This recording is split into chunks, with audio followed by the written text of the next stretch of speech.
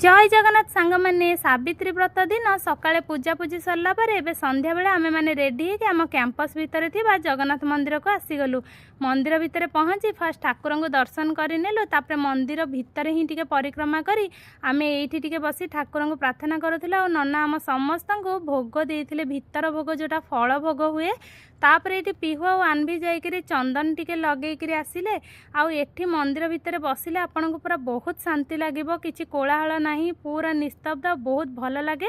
जो माने अनुगुल से माने निहाती जानिथिबे जिंदल भितर थिबा जगन्नाथ मंदिर केते सुंदर लगे।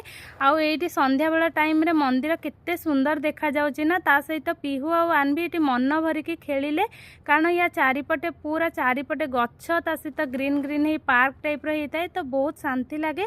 आमे माने भी एठी टिके बसिलु आ फोटो वीडियो टिके उठेलु।